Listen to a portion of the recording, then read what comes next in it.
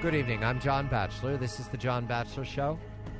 John Kerry, Secretary of State, departing momentarily for his first embassy to Asia. First stop, Korea, but of course China is on the docket, and the question of John Kerry and Asia is an open one. Mrs. Clinton has now succeeded to satisfy all the doubts about her own secretaryship.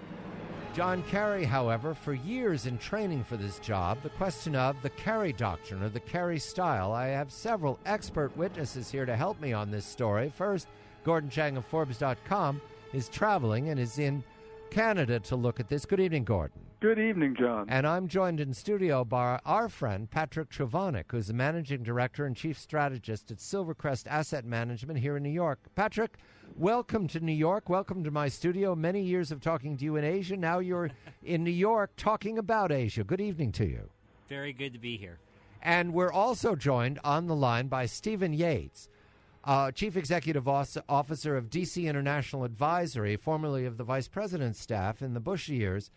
Stephen, a very good evening to you, and I'll begin with your measure. You're our Washington hen here of John Kerry in Asia. What is the Kerry doctrine goes to Asia? Do you have a glimpse of it, at least to begin? Good evening, Stephen. Good evening, John. I don't think there is a Kerry doctrine that he brought with him into office, and really it's out of character to a degree for a second-term Secretary of State to come in with a change agenda. A lot of times it's a switch to someone to execute policy already set, and Secretary Kerry fits that mold. He's on a whirlwind tour of introducing himself to actually many familiar interlocutors, but in his new role. And as he's making his way around the world through the Middle East and Syria issues, he's approaching yet another hot spot, this time in Northeast Asia. Patrick, John Kerry goes to Asia. Do the Asian leaders, President Park is new in Seoul, Xi Jinping is new in Beijing, do they look forward to this conversation? What do they make of a new Secretary of State? Well, you know, for better or worse, there's been a lot of continuity in the relationship between the United States and Asia and China in particular. But he comes at a really sensitive time because you have this North Korea situation really getting out of control, and the United States is trying to make a case to China to think anew about its role in that relationship. Gordon? Patrick, or Stephen, I saw that Secretary Kerry, at the top of his agenda, has climate change in China. It would seem that with all the problems in North Korea, all the problems in the East China Sea and South China Sea, that climate change really shouldn't be on the agenda, especially for just a one-day trip. What do you guys think about this? Why don't you start with Patrick first? Patrick, go ahead. Climate change. Well, you know, that's one of those things where it's very easy to issue some kind of fluffy press release that says that we talked about it and we agreed to make progress at some point. So I don't necessarily think anything substantive will come out of that, but, you know, that's why they put it in there. Stephen? Well, the Obama administration at its apex of power when it was first inaugurated and had a very, very popular former presidential candidate as the Secretary of State, tried to make this a very high-profile issue, and the Chinese were first among those of the world powers to take down the Copenhagen Accords. So I think that there's less than zero chance that some substantive movement is really in the offing there, but it does fit with sort of the standard government wonkish approach to having a piece of paper people can talk to, and maybe it's cover to say this is what the meeting is about, but we'd like to hope that these pressing national security concerns will be top of his priority list of things that have to be discussed rather bluntly with the Chinese at this moment. If the American people have a princeling class, John Kerry belongs to it. So I'll begin with you, Patrick, and then move to Stephen. Princeling to princeling in Beijing. Is this a meeting of the minds? Have the two fair-haired people found each other, Patrick? That's a very interesting way to put it. Look, it's funny, you know, when U.S. officials come to China, the big splash that they make is usually by being less patrician and more plebeian.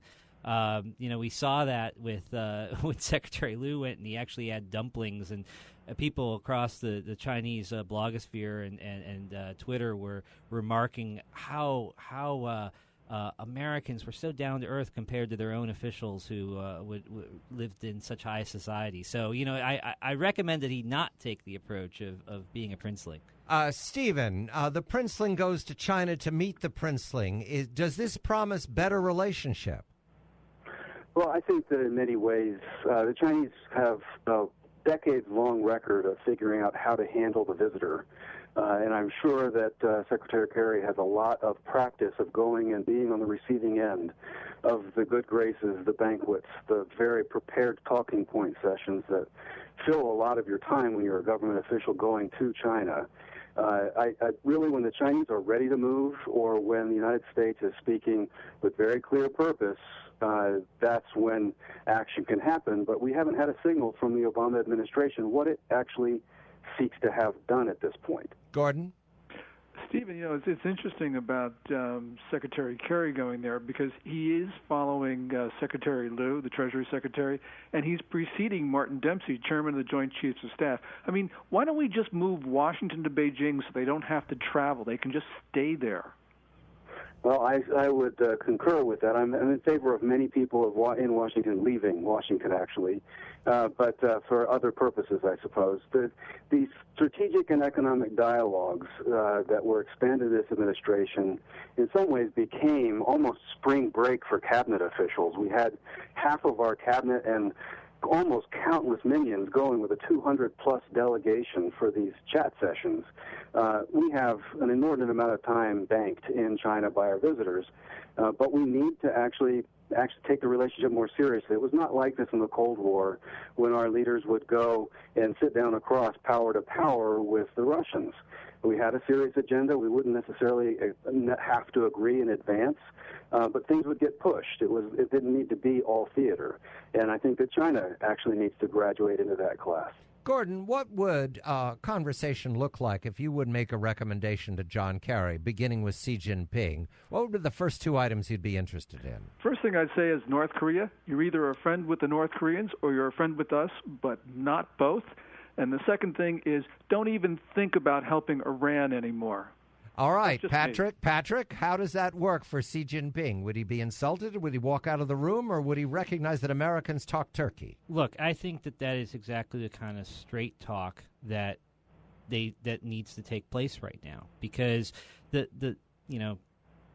Secretary Kerry has, in his political persona in the past, been really all about kind of to give diplomacy one more chance. Let's keep talking.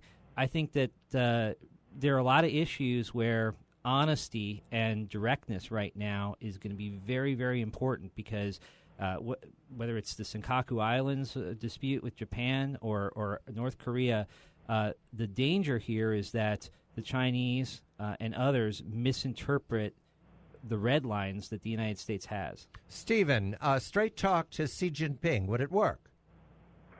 Well, it hasn't been tried very often, and I strongly endorse the idea of giving truth a chance. I think what Gordon and Patrick were talking about is very important perspective. We are into the third two-term U.S. presidency where this North Korea situation has gone basically in one direction only, from worse to worse. And so it's time for a different approach. And we have to show the Chinese, even more than we need to show to the Koreans, that we have real interests at stake. This matters a great deal to us, and it's time for a change. Stephen Yates is the Chief Executive Officer of D.C. International Advisory. He was in the Vice President's office observing China from the Bush administration. Now we're observing China from the Obama administration. Patrick Chovanec is the Managing Director and Chief Strategist at Silvercrest Asset Management. Gordon Chang, he comes from Talk Turkey. I'm John Batchelor.